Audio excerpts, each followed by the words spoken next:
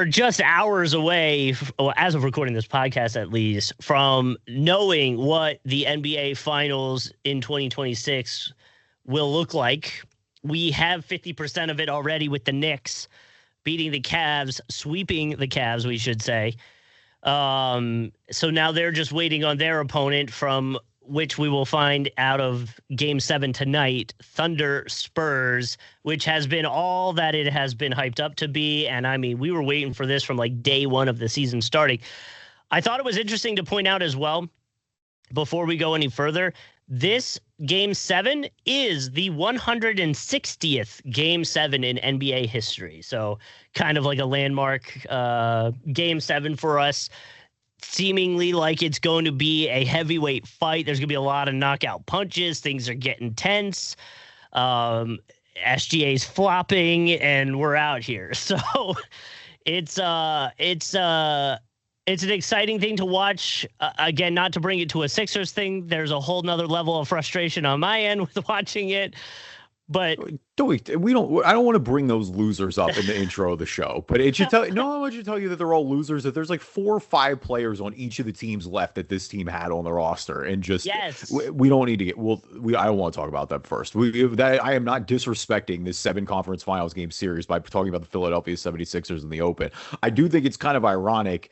Like, in a way, the basketball gods have blessed us in a sense, because it's like, right, we got Game 7. This is so sweet. But I'm not going to lie. Like, you and I joked before this. We're like, man, timing wise, if the Thunder could wrap this up before we record, that would be, we'd get a finals preview. It would time really well, instead of the first like little warm up segment being potentially. I mean, listen, I'm dropping this as soon as we finish recording, but I mean, look, it is what it is.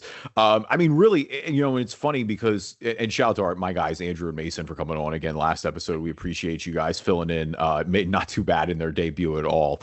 But so really with the Spurs, there was a lot of talk about the injuries at the time. It's like, how serious Harper's injury was, and thankfully that didn't end up being too much.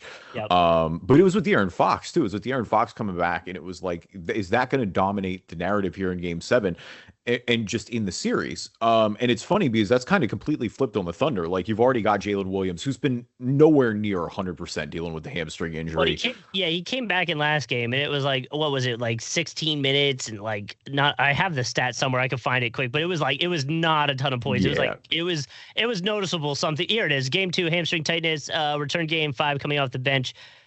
3 points, 4 rebounds in 16 minutes of action. So no, he was nowhere near 100%. And I mean, look, you're already dealing, like, the other reality too is like you're losing AJ Mitchell, and it's like AJ Mitchell spent so much of the season when Jalen Williams was down being that guy who could step in and give them quality minutes, and it's like, no, they're struggling there. And look, Wemby, it goes without saying that Wemby dominates the paint. Like, he's totally closed that down, and it almost has forced the Thunder into just becoming a heavy 3-point shooting team, which they really weren't during the regular season. Like, they were pretty good at attacking the paint, living in that mid-range game. And I mean, that's for the Thunder perspective, like, that's going to be the question mark in Game 7 here. Like, I think SGA has had a pretty largely pedestrian series by his standards, and so I think there's going to be a lot on him too. Yep. But it's a lot about the other guys as well. It's like, is Jalen Williams going to knock down open shots? Is Alex Caruso going to keep knocking down every open shot he gets? Is Cason Wallace going to knock down shots? Like, that's what's going to be the difference maker here for the Thunder. Because I think for the Spurs, a lot of times, like, they're okay giving you those shots. Like, they're okay letting Cason Wallace beat them, or if Lou Dort tries to beat them or something like that. But that's surprisingly that gives me a much bigger advantage. Like, the Spurs are trending, like, I don't know. It feels like the Spurs are controlling the way the game is going. And I'm not saying the Thunder can't get around that. They have it portions, but like, I don't love if I'm OKC that I feel like that San Antonio is dictating the tempo and the type of style this game is played at right now. And that's been the way that the Spurs are able to win, right? Like, you pretty much say, look, if you're going to beat us, it's not going to be SGA that beats us, right? We're going to get him at a high turnovers. I think he's got like 3.2 turnovers this series. We're going to keep him at a lower shooting percentage. I think he's like 37% and very low percentage from 3, at least according to his regular season stats. And so, like, for a team that has on paper a deep roster, it's surprising that that can be the approach for the Spurs with the Thunder. Just say, okay, SGA is not going to beat us. It's going to be, Jared McCain, Alex Caruso, Chet, Jalen Williams, who I know is hurt, Wallace. Like, these are the guys that are going to have to beat us. And in some games we've had it, right? It really has been a lot of Caruso and a lot of Jared McCain getting some crazy nice shots up, 3-pointers and others. It really, Caruso's been like the backbone, it feels like, of the team. But it's surprising, like, on paper, to me, that wouldn't be able to be the approach to beat the Oklahoma City Thunder, is just limit SGA's ability to score or even really assist. I mean, you get he's still at like 8 assists a game or something like that. But again, you look at OKC on paper, and my first thought isn't, okay, let's just tell the rest of the team they're going to be the ones that have to beat us, because you got some ballers, you got some shooters on that team. So it doesn't feel like that should be the approach. But on that end, throwing the bigger guys, Harper, Castle, Wemby at times, at SGA has been disruptive and has been throwing them off and causing the turnovers and causing the lower shooting percentages. And so, I think him for the series is 24 points, almost 3 rebounds and almost 9 assists per game. But for SGA, 24 points is pretty low compared to what he was doing during the season. So, it's been an interesting series. I've been loving the Chet versus Wemby, the Hartenstein versus Wemby, although things, in some of the games have gotten seemingly a little dirty. But it's been a good time. And surprisingly, for how competitive this has been, other than the double overtime first game, everything else has been pretty decided early on, at least from a points perspective. Yeah, I mean, even 5 and 6, right? Yeah. Like 5 was a pretty, like, the Thunder cruised for most of that game. Game 6, obviously, the Spurs cruised for a large portion of that game. Like, they're right, it hasn't been too back and forth. I don't think that's going to be true in Game 7. I think we're going to be pretty back and forth here. I mean, the big stats are a lot of what like SGA, I think. San Antonio has really done a good job with Fox, who, again, looks a little bit healthier now, and with Castle. Like, they've done an excellent job defensively, and I think that's the key. If they're able to suffocate the perimeter too, like the way that, they're winning the interior battle. Like, Chet has rebounded a little bit and is giving them okay minutes, but like Wemby's largely dominated him and Hartenstein in this series. Like, there's just not much you're going to do there. They've been getting killed on the glass. Like, OKC is going to have to win in other ways. The big thing is they got to keep forcing the turnovers. Like, that's been the Spurs' Achilles heel this series too, is like they've just been turning the ball over a ton. A lot better about that in Game 6, obviously, but that's been just what's been biting. I mean, I think they're averaging 18 turnovers a game this series. OKC's at 13. That's a pretty big difference. Like, I forget who it was on the Spurs. I think it was Castle, right?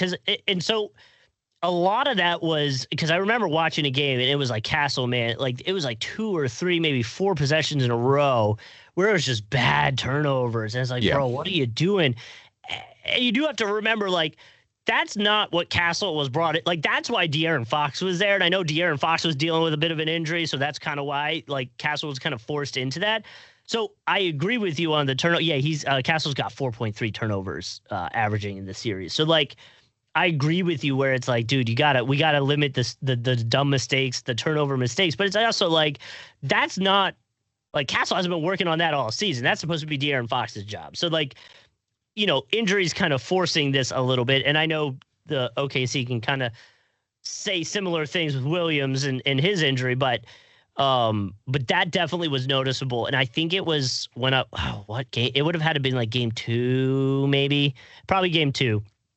When OKC beat San Antonio, but yeah, it was rough. It might have been Game 3, honestly, now that I'm thinking about it. But the turnovers, to your point, is what OKC should focus on. And it's something that, like, Castle specifically has to lock down.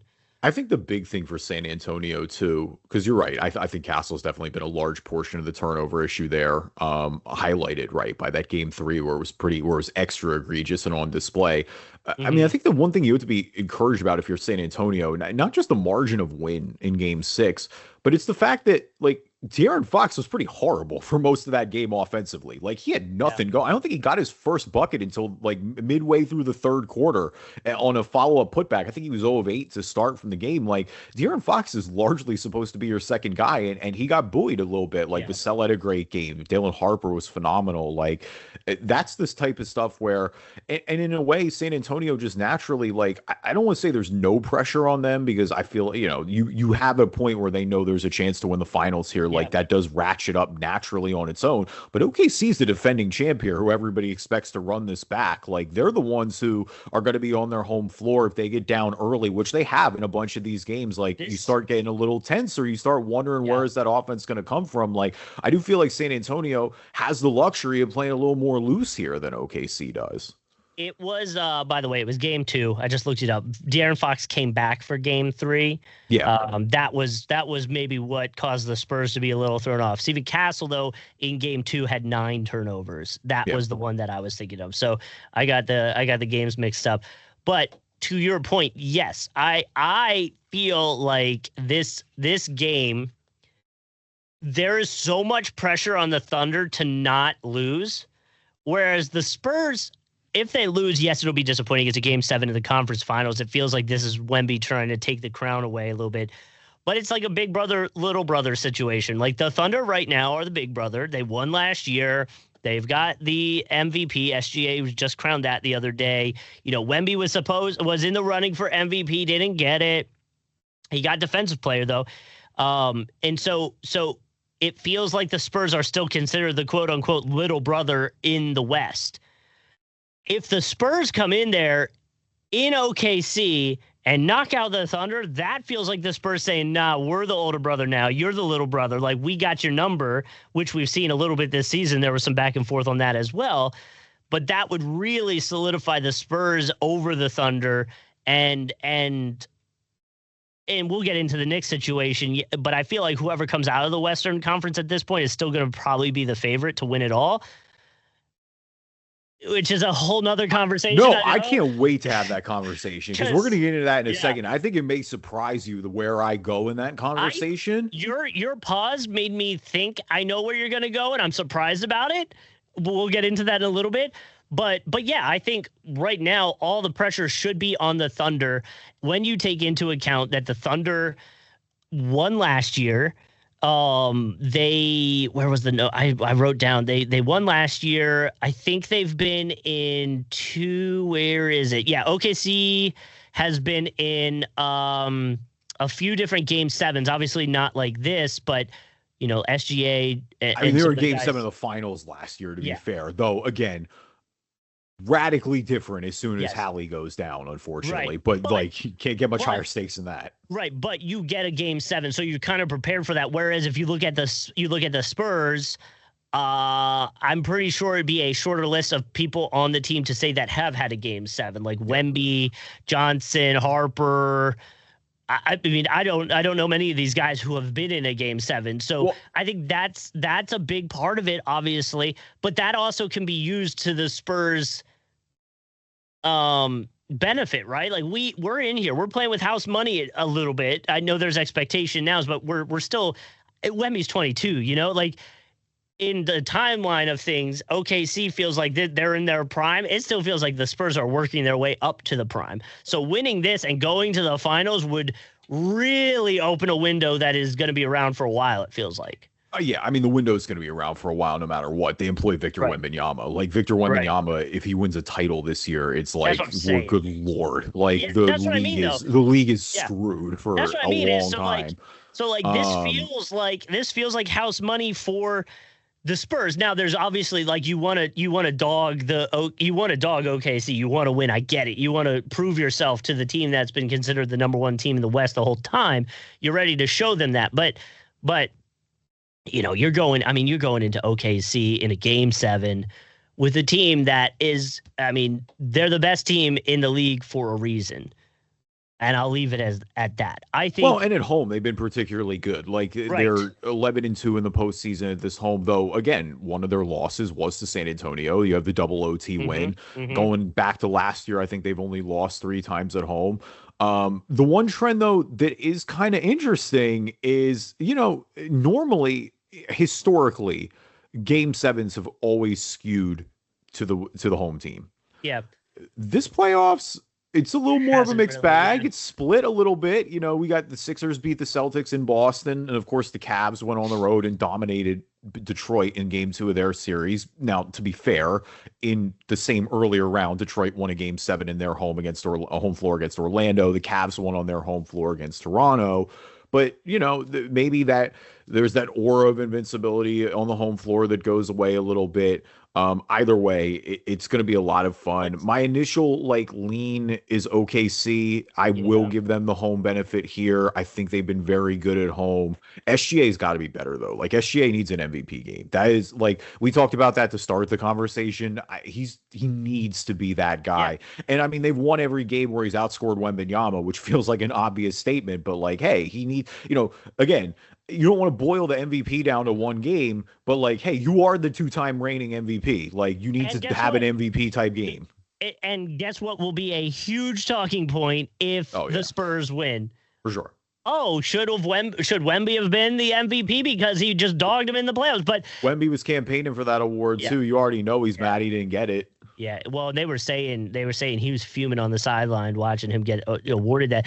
The other thing worth mentioning, OKC all time, including Seattle as Supersonics, they are 8-5 in game sevens, and that includes they are 8-1 at home. So all eight of those wins are at home. The Spurs all time franchise wise are 4-7 in game sevens and 1-5 on the road. Again, different team or different players, different people. I get it, but just kind of showing you the trend, at least in that way, says it's leaning OKC because they are at home. Yeah. Regardless, it's going to be a good game. I think it comes down to really Harper and Caruso are going to be a big part of it. We kind of already talked about Caruso being an X factor. I think he is averaging 15 points, 59% shooting from the field, 55% from three. In the ones that they did win, he's averaging 18 points, 2 steals a game, 3 rebounds. So he's the disruptor. He's the guy that kind of sets the tone for OKC. I think if Caruso comes out hot, that's a sign that game's going to go a certain way for those who like to live bet games. Just putting that out there.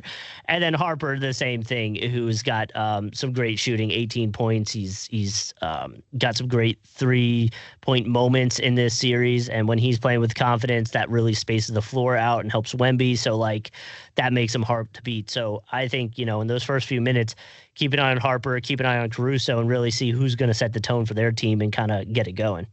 Yeah, no, 100%. It should be a lot of fun. I do think it's going to be a coin flip type game. Mm-hmm. We'll see.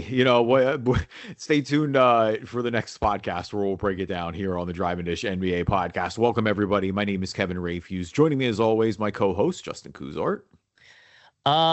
League parity wise, should San Antonio win Game 7, it would ensure the NBA has had 8 different champions in 8 straight seasons, which is definitely against a lot of the narrative that I know when we started the basketball podcast or this podcast in general was talked about, right? We used to deal with a lot of, you like the NBA? It's 4 teams that just win all the time, right? Well, we're going 8 straight seasons, potentially, obviously, if OKC wins, that changes things. We're potentially going 8 straight seasons where we're getting different champs. So that's pretty cool. If San Antonio advances, they will also be the 7th different Western Conference team to make the NBA Finals in 7 seasons. For those wondering, that would be Lakers in 2020, Suns in 21, Warriors 22, Nuggets 23, Mavs 24, Thunder 25.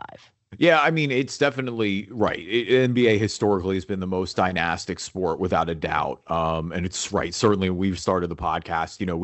The first year was the first half a season we covered was the San Antonio win against Miami. But then after that, right, it was Golden State and Cleveland for a long time until we got on this run now that really started with Toronto and then continued down the line. Yeah, Toronto was definitely and there's no hate at Kawhi or anything like that, but Toronto was definitely Well, that's surprising.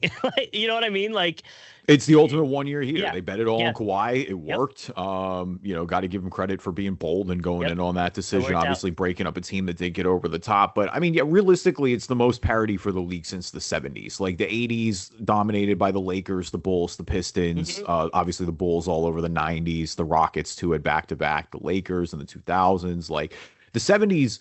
You had the Knicks won in 69-70, then the Bucks won the next year, then Lakers, then Knicks again, and that's the last Knicks one. You get the Celtics back into the picture. The Warriors win in 74 and 75 with Rick Barry. You got the Blazers winning there with Bill Walton. You got the Washington Bullets winning in 77, 78. You just mentioned the Sonics. You got them the following year. Then you got another Lakers and Celtics when Magic and Bird heat up. But you had a run there of a bunch of different champions and teams that you hadn't seen as much there. Because before that, obviously, the Sixers, it's Bill Russell winning every year. Yeah. It's the Celtics winning every season. The Lakers going back before that. So, it's definitely the most run of different timing we've had so far. Certainly OKC trying to become the new dynasty. It looks like they and San Antonio are positioned quite well to do that for a long time. We shall see, but it's definitely been fun in terms of parity. I think it's changed the way that people build teams. In the NFL, for example, I feel like GMs are a lot more aggressive because you can get hot and win in 1 year. I think you've seen that a little more in the NBA recently, where you're saying, hey, maybe you'll go all in on a core that you might not have before, because it's like, hey, you got a shot at this. If you got a shot, take it. That's the reality of becoming an adult when you watch sports. Is it's like, no, you might not get that shot again if you don't win. That might have been it. So you got to take advantage of it while you're there.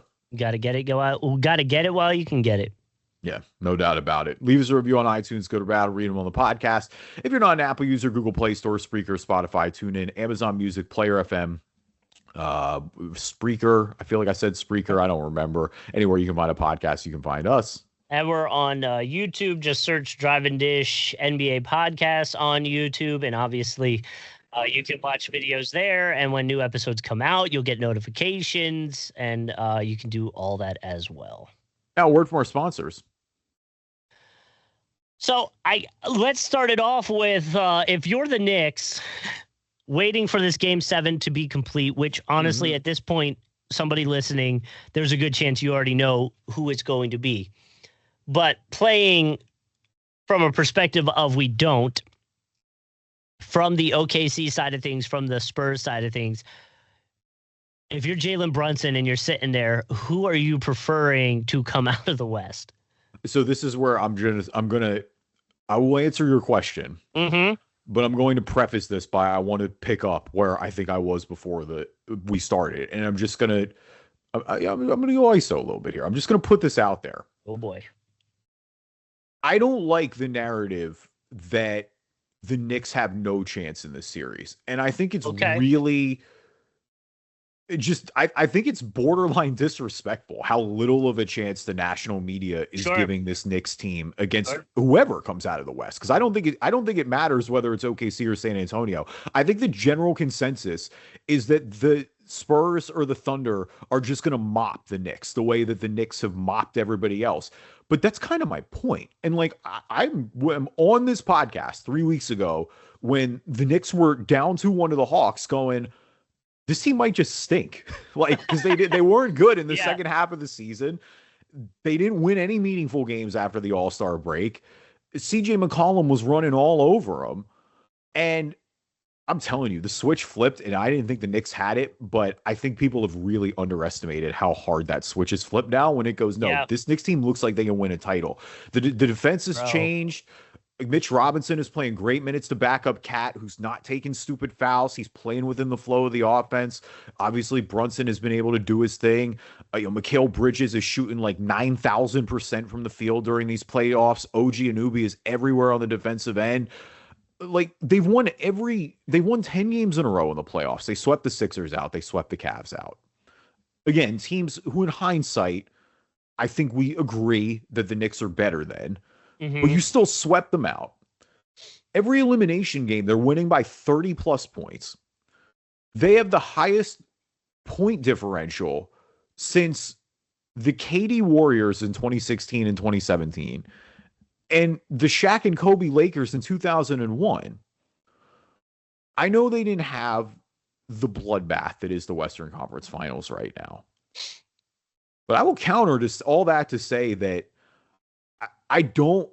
This Knicks team is not just going to go into the finals and roll over. I think they have an extremely real chance of winning the NBA finals. And I think it's gotten to disrespectful levels against the Knicks, honestly. Like, this is not, the Knicks are not just happy to be here. This team could absolutely win the NBA championship. And I don't think enough people are giving them that credit. And I think when you take into account that, like, again, this is just off of I feel, and we would have to dive into the numbers.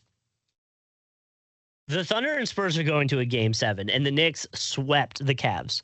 So the Knicks are going to be very fresh, very rested, whereas either team coming out is not going to be as much. Which I feel like for whatever reason always makes the team that had the longer break lose the first game, just because like they had for whatever reason. We honestly would have to look that up if that's the case.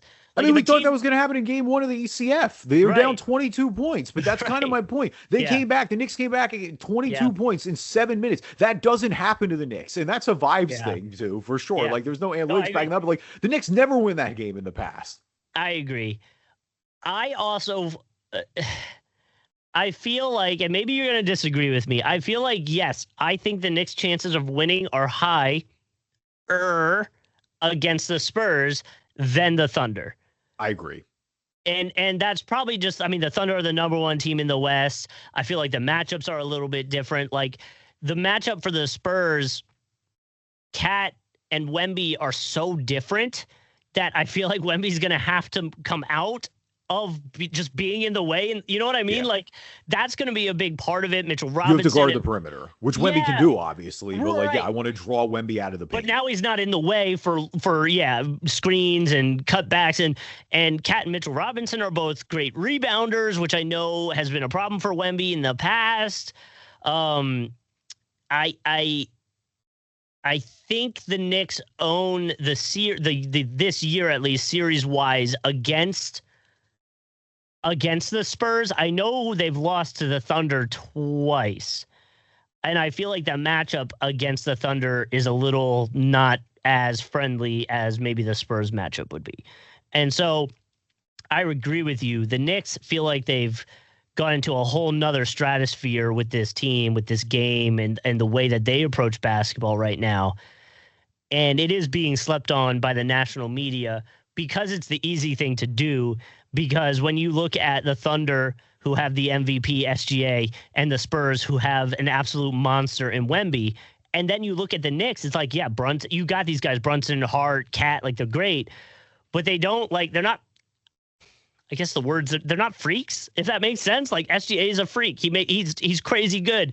Wemby's literally a freak. He's able to dunk without jumping. Like, you know what I mean? Like, that is probably why it's easier to say the Thunder or Spurs will just win the finals coming out of this.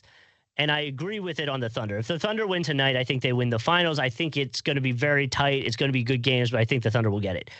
If the Spurs go, I'm a little more inclined to say the Knicks might actually have a shot at this. I think the Knicks got a shot either way. Okay. The Thunder's injuries definitely matter. I think that's going to be a lingering factor of it. Like, it's hard for me to rule out the defending champs. And I do think the Knicks, to bring it back a little bit, I think the Knicks will be underdogs in this series. Regardless, but like, yes. Yeah. This is a lot closer to an even series, I think, than it is to, I feel like there's a lot of the Thunder and Spurs are going to win in 5. This is a gentleman's sweep. They're going to absolutely blow the doors off the Knicks. And I'm like, yo, and Knicks in 7 ? Like, I don't know. You can't. I'm so impressed with the way that the Knicks have turned it on. The depth is there. They've been getting contributions from guys like Deuce McBride. Obviously, Landry Shamit's having the playoff of his life. Which is great to see for a guy who's bounced around his entire career, has largely been fighting for his life on some of these NBA contracts to come in and make a meaningful minute or get meaningful minutes.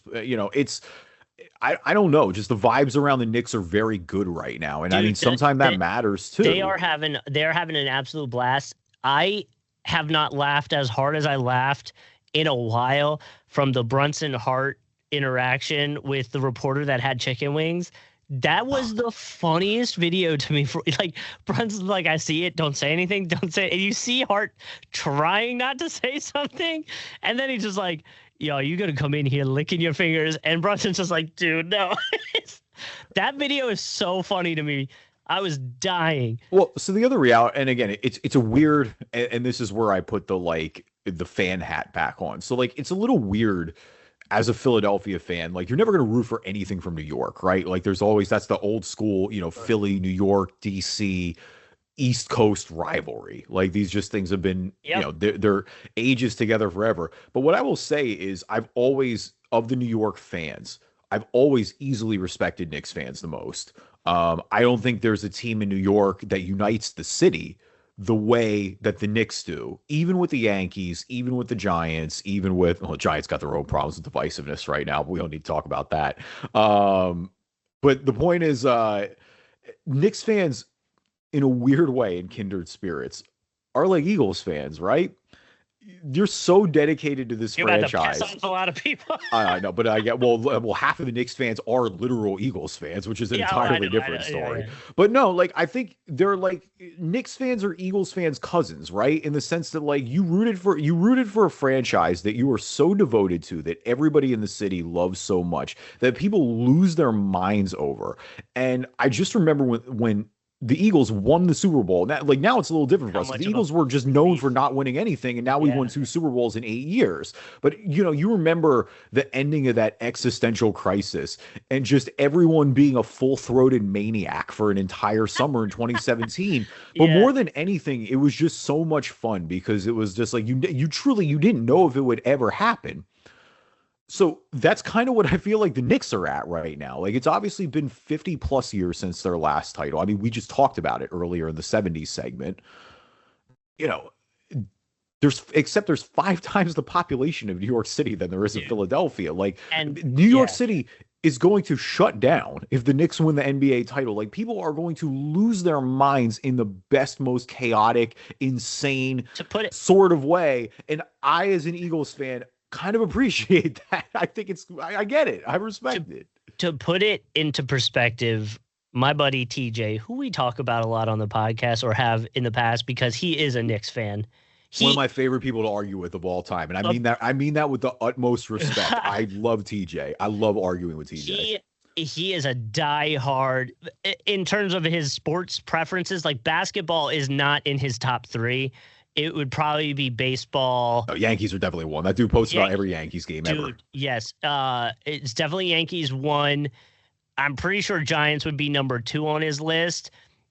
And he honestly may go soccer. He talks about soccer a lot. It wouldn't surprise me if, I think Milan. No, Milan. He likes AC Milan. Yeah, I think Milan's his team. I would be willing to say, though, he'd probably put them over the Knicks in terms of tearing out his favorites. I know he's a Devils fan. I think he's a Devils fan too. But to that, he posted the other day that he was in first grade the last time the Knicks were in this position. Yeah. And we are 30. Well, he's 36. He'll be 36. And that's crazy. Like, that's wild that it has been that long. I know, other teams have been through it too, but like, that puts it in perspective. Somebody whose best memory of the Knicks was in first grade the last time they had this, you know what I mean? Like, and now here we are. And we'll see where it goes. Wednesday at 8:30 is going to be the first game, regardless of how tonight goes. So we'll see. Side hot take that Carlton and I had, Kevin. I know you'll disagree with it.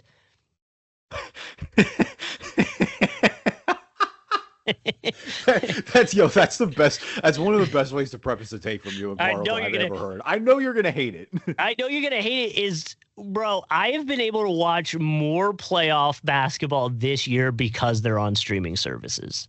Oh God, I hate it so much. I hate every second of it. I hate it. I know you hate it, but dude, the amount of games that I've just stumbled on, and it's the same for hockey. I watched the Flyers make the playoffs this year by accidentally clicking on a game because I saw, the Canes and Flyers are playing each other. And I went, and to that, I have watched 0 Flyers hockey this year. The 4 minutes of hockey I watched was when I clicked on that game because I said, Flyers are playing the Canes. My wife's family loves the Canes. The Flyers are in here.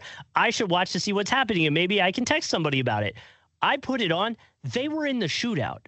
I watched the shootout and then saw the Flyers win and how excited they were. And then the announcers were like, that shootout was to make the playoffs. And I was like, oh, wow. Like, this is crazy that I just caught this. Our guy, Dan Vladar, man, what a stud. But that's what I'm saying is basketball and hockey, like that, I've watched so much more just because it's there. I don't like that it's monopolized on streaming services. That's where it would even out for me. Because I agree with you, as an out-of-state resident, if you were trying to watch a team that is not typically on the radar, then yeah, it's a great way to do that. I don't like when, I mean, we had game 7s in the first round that were exclusively on Amazon Prime. Like that's garbage, dude. Like it's just garbage. It should be on regular television. Like a lot of people still have cable. I don't think and it just all comes down to the fact that like, I don't think these streaming services need more money. We don't need to consistently be money grabbing everything.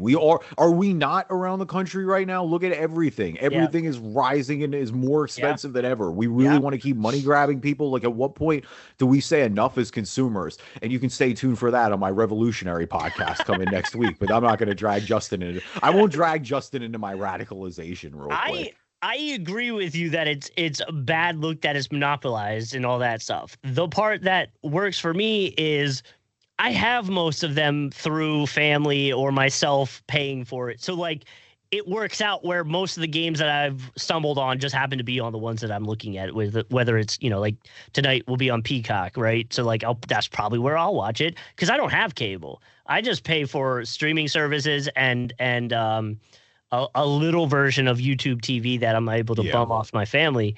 But even the YouTube TV, the only reason I have YouTube TV is because Jags games locally will get blacked out if they're not on CBS. I can watch it on Paramount if they're on CBS. So that's the only reason I've got YouTube TV is for football season, really. So I know it's not a popular opinion, but I will say this year more than others, I've caught games just because they happen to be on a streaming service, and I was like, I don't know what to watch. I've finished The Boys, and now I don't know what to do. Oh, the Thunder are playing the Spurs. I'll just put that on real quick. So, yeah. I gotta finish the last season of The Boys. I haven't caught up on that yet. I watched the first episode finally. I gotta finish the rest. I've heard pretty mixed. Yeah. I'm not gonna let that dictate, but like you'll have to let me know how it goes. I enjoyed the last episode, but I understand where the frustration comes from. So I feel like I've heard people largely like the last episode. So that's good at least. Like I wish the whole season was a lot more like the last episode. And you'll know what I'm talking about when you're done and you can tell me, but that's the part that I didn't like. I mean, my thing with The Boys is just in general going into it, it's been an up and down show to me. I think The Boys highs have been really high. I thought season 3 was amazing. I thought season 1 was really good. I thought season 2 and season 4 largely had a little bit of misses. Wait, hold on, what's up? You got another microphone? What's going on? There's just a random. It's like a prop piece.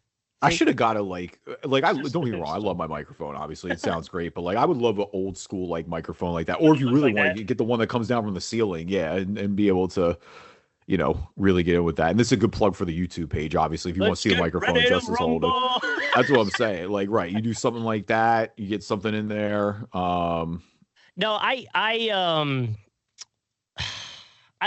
boy. I don't want to spoil anything, but you'll have to watch it. If you've watched Gen V, you already know the news about Gen V not coming back, which I think is a big part that probably made them have to change some stuff up. Yeah, and that's all I'll say. So there you go. But yeah, it's I enjoyed it. I'm starting to watch for anybody that cares. I'm starting to watch Citadel, which is on Prime, and then I'm watching From, which is on MGM Plus. So I know a lot of people have that. Whoa! I didn't even know it was a thing. Wow. I learned something today. Yeah, it's I got a free trial a few weeks back, and for this specific show, I liked the show Lost. Do you remember Lost? Like it was 6 seasons. Of course, bro. Do I remember Lost? I watched Lost, but I know what it is. Oh, okay. Well, there's a character in Lost named Michael, right? And Michael is the main character. The actor Mike is the main character in From, and it's very similar to Lost in terms of like, they're stuck somewhere and they're trying to leave, but they can't, and they don't know why. And then sometimes they can leave, but then they keep getting brought back, and we still don't know why. We're on 4 seasons. So It's a good show though. I really like it, and I liked Lost, so that just puts it like if you like Lost, you'll probably like this show. It's a little creepier, but it's good. Okay. All right. I mean, yeah, So I'm kind of out of shows. I'm not gonna lie. I feel like I've caught up on a lot. Like I've seen a lot of the big you like heavy Landman and hitters. stuff. Landman was good. I haven't Landman watched was good. Landman yet. You I liked have that heard one. good things about Yeah, you liked that Landman. one. Yeah, that's a good one. Landman. I heard the second season is a little like entirely different than the first season, which is kind of interesting. But Yeah. I'm also a maniac, so this is, and I recognized how insane this is. So, I've seen all of MCU, but I never watched the Netflix shows back in the day. Sure. So I didn't watch Daredevil, I didn't watch Jessica Jones, I didn't watch Luke Cage, like any of those. And when Daredevil Born Again got announced, I didn't really like go back because I'm like, oh, well, it's going to be kind of different. I don't know if they're going to recanonize everything. And then they decided to pivot the show and recanonize everything. So like I've seen all of Daredevil Born Again. It's pretty And good. Yeah. people were like, oh, you haven't seen any of OG Daredevil? Yeah. Like this connects to this. And I'm like, yeah, I probably should go back and watch that now, I guess at some point. I did the same as you. I just watched the new one, and haven't seen any of the old ones. And like Frank Castle making an appearance and Jessica Jones being in there. I was like, oh, this is cool. I did notice on Prime that Spider Noir with Nick Cage. People like it's supposed to be good. People were saying it's great, bro. Okay, here's my hot take though, and I get it. It's Spider Noir. You're supposed to watch it in black and white. I'm not watching it in black and white. I'm not doing it. That's such a boomer take. I love it. I know. Like, come on. I don't want to. I'm just gonna watch it in color, dude. Like, what? What are we doing? I don't. Come on. I get it, but I don't get it. Like, we're just gonna watch that in color. How do you feel about watching anime in Japanese with English subtitles when there's a dubbed option? Anime? Yeah.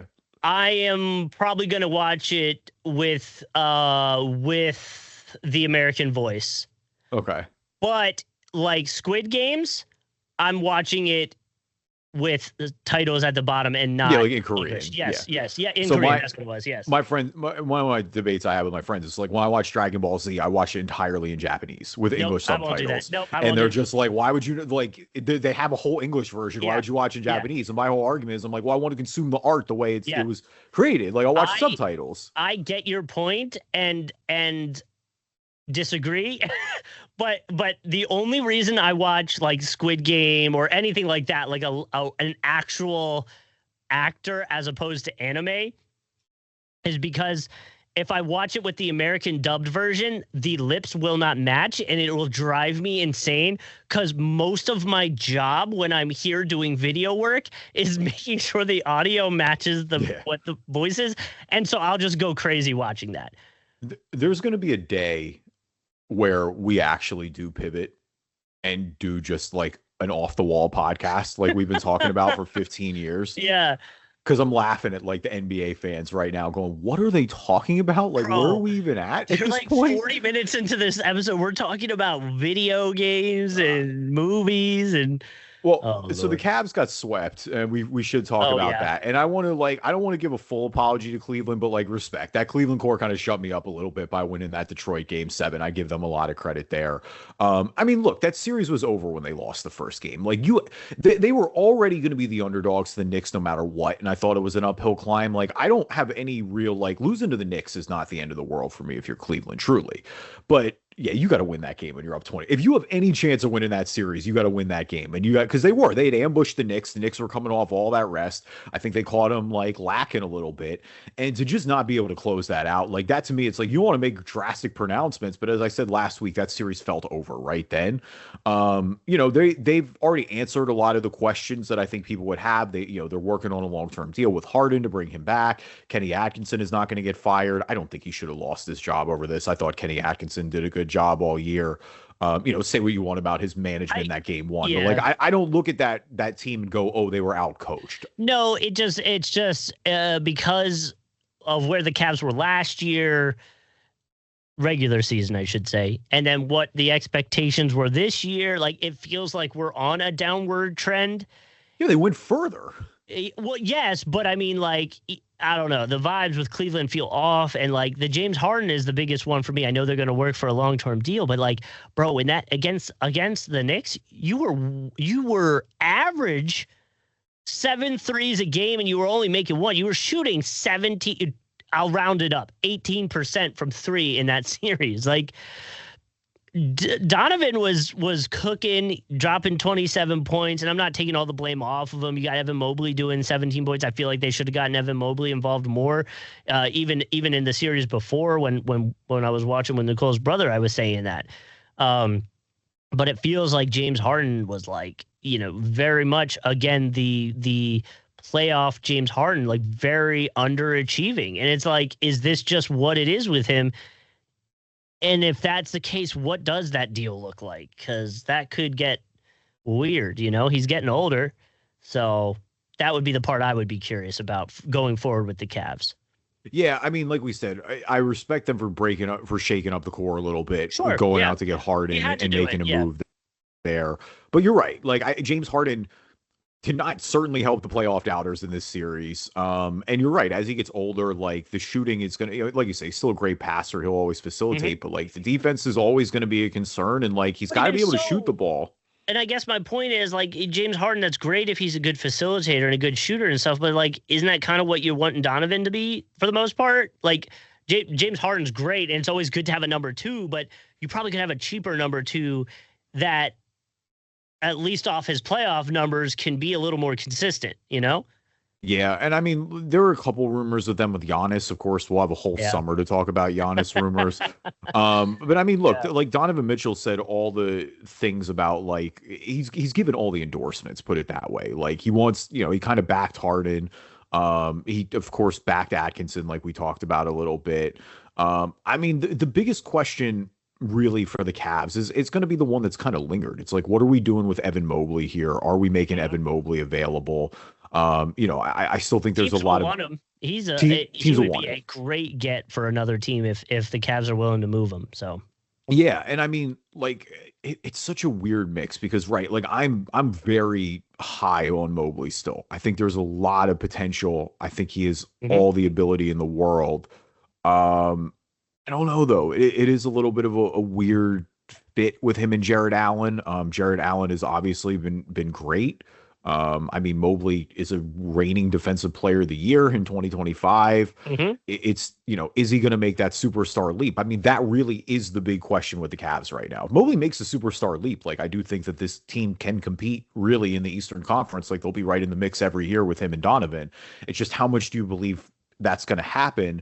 And you gotta weigh that belief against the fact that, like, his value is still really high. You really could reset this roster with Evan Mobley. Well, you don't want him to go, prosper somewhere else. That'd be a little bit of a setback. True. And maybe this year's numbers are a sign. Like he pretty much was the same as he was in 24-25. A little bit less games, but percentage wise, we're starting to see a dip. Only a point here and there.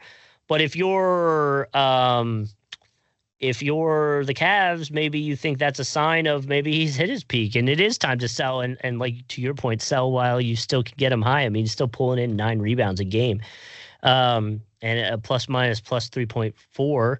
So I don't know. I agree with you. I think, again, looking back at the games that I was able to see for the playoffs for the Cavs, like, I felt like he was an X factor for them most of the time. And I was like, they need to get him involved more.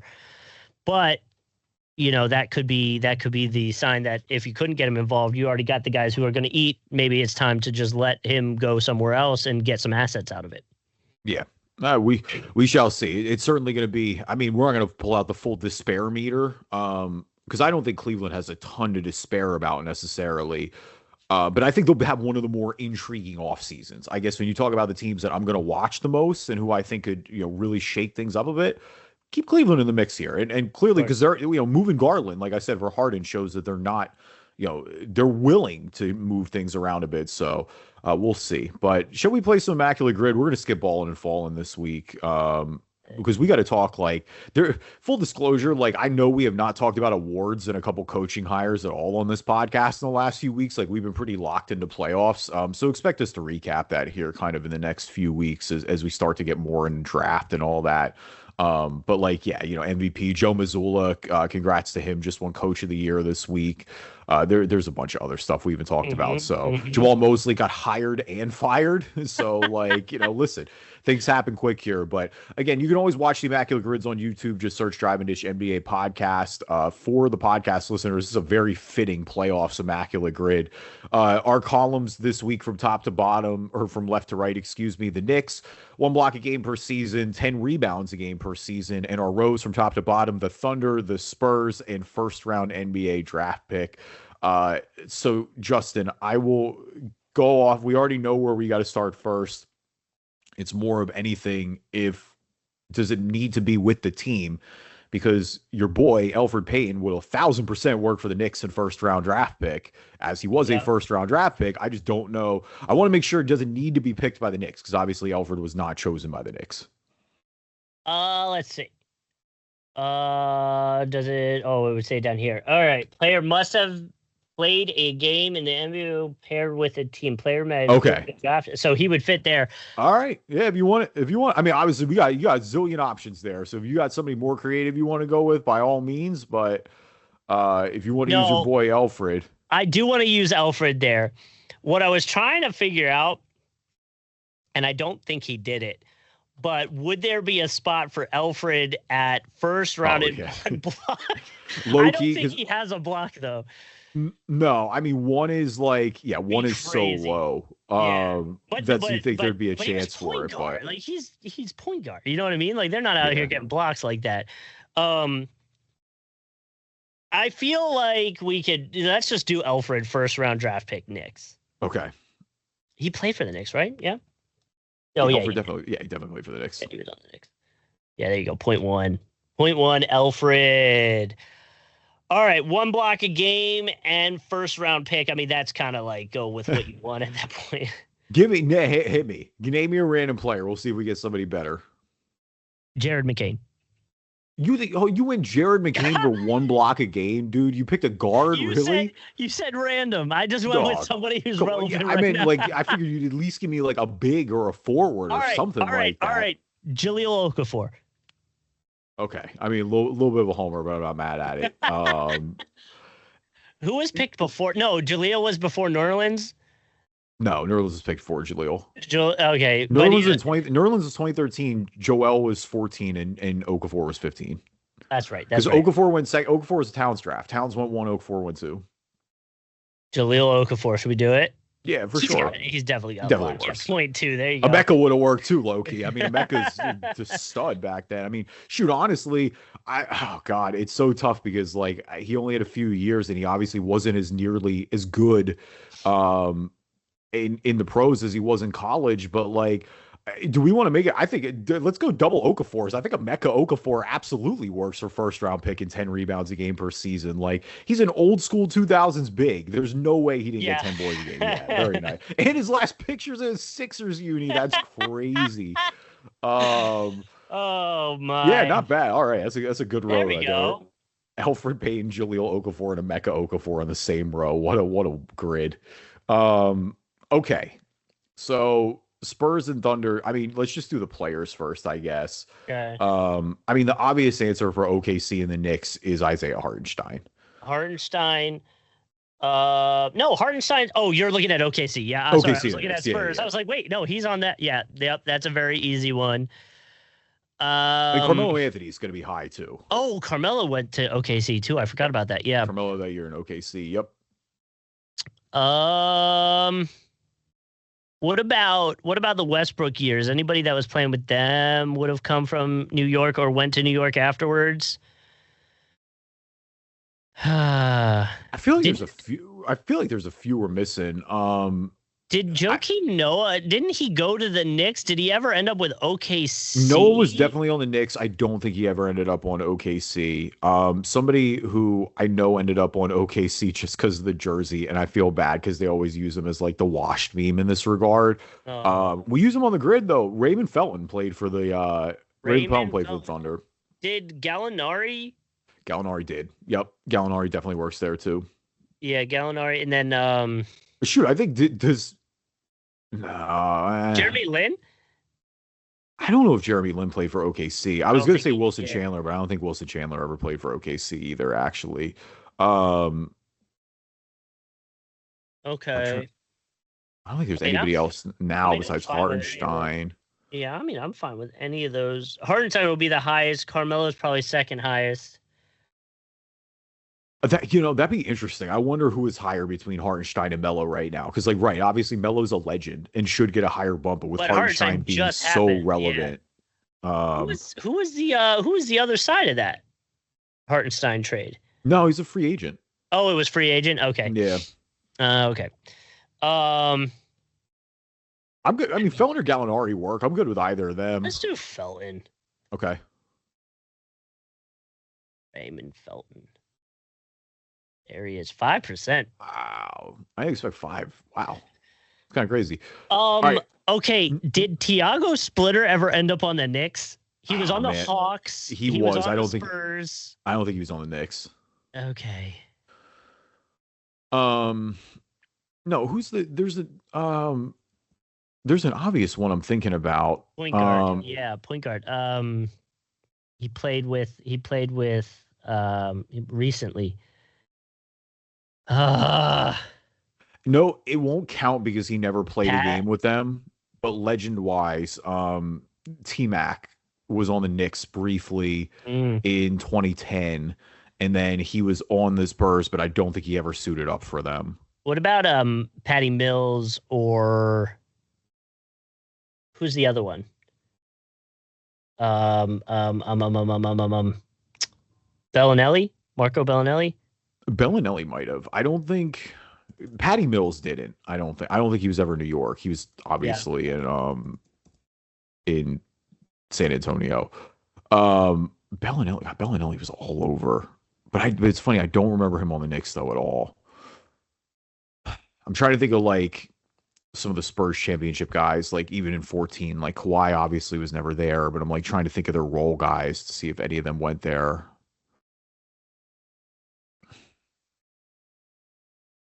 God, all the Spurs guys are loyal. I'm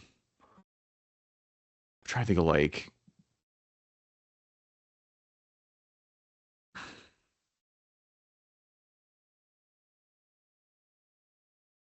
Yeah, Spurs guys. I mean, no, I feel like there's somebody obvious we're missing, and I don't know what it is. I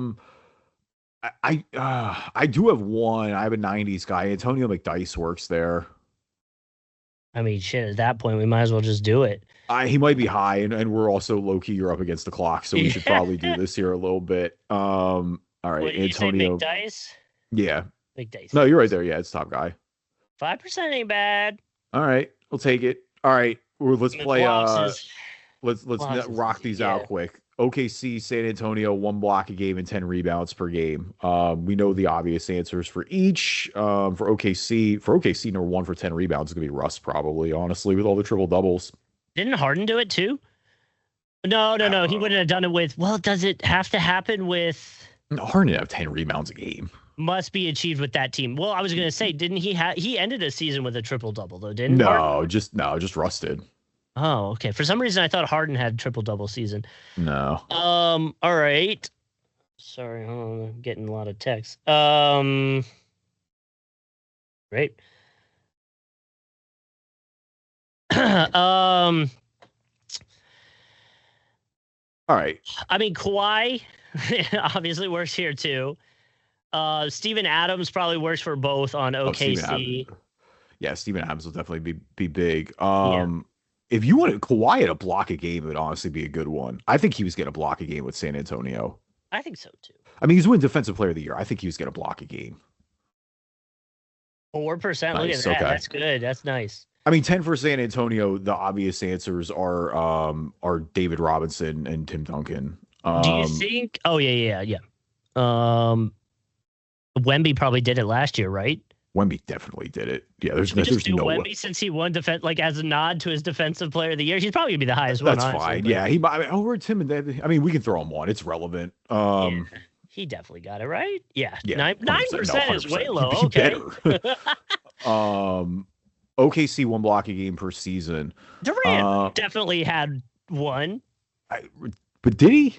Come on, it was Durant. He was like the number 1 guy number 2 guy because LeBron was there, but number 2 guy in the league at that point. Yeah, but he wasn't a defensive guy, But he's tall. All right, he's tall. Oh, okay. I'll give him the tall bump.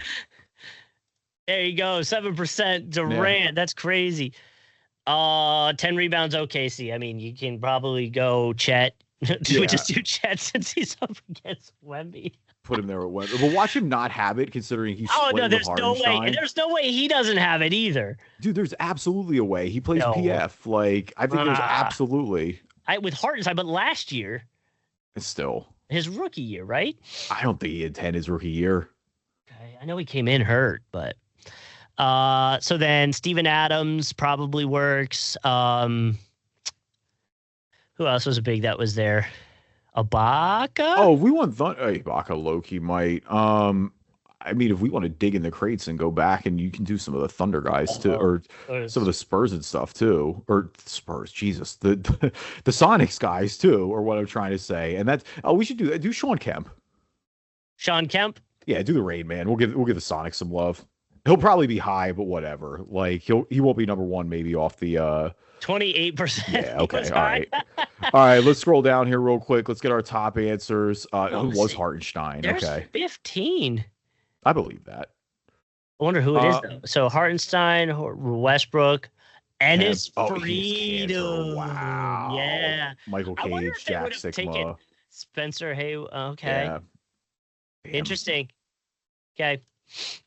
All right, it's top answers. Tracy McGrady would have worked for the Spurs. Wow, and Knicks. I didn't think he suited up there. All right, top answers on Immaculate Grid for Isaiah Hartenstein for Thunder and Knicks. Chet Holmgren for Thunder, 1 block a game per season. Russell Westbrook, Thunder, 10 rebounds a game per season. Tracy McGrady for Knicks and Spurs. David Robinson for Spurs, 1 block a game per season. Tim Duncan, Spurs, 10 boards a game per season. Knicks, first-round draft pick, Patrick Ewing. Hakeem Olajuwon, first-round draft pick, 1 block a game. Shaquille O'Neal, first-round draft pick, 10 rebounds a game per season. Our grid, if we want to run through it one last time, we got Raymond Felton for the Knicks and the Thunder, Kevin Durant for Thunder and 1 block a game, Sean Kemp for Thunder, 10 rebounds a game per season, Antonio McDyess for Spurs and Knicks, Kawhi Leonard for Spurs, block a game, Victor Wembanyama for Spurs, 10 rebounds a game per season, Elfrid Payton for Knicks first-round draft pick, Jahlil Okafor for 1 block a game per season and first-round draft pick, and Emeka Okafor for first-round draft pick and 10 rebounds a game per season. Thank you, everyone, for listening to this episode of the Drive and Dish NBA podcast. Appreciate you guys, as always. Wherever you can find a podcast, you can find us. And find us on YouTube, Drive and Dish NBA podcast on YouTube, and you can catch a video version of the podcast as well. Just like like a regular podcast, you'll get notifications when new episodes are coming out.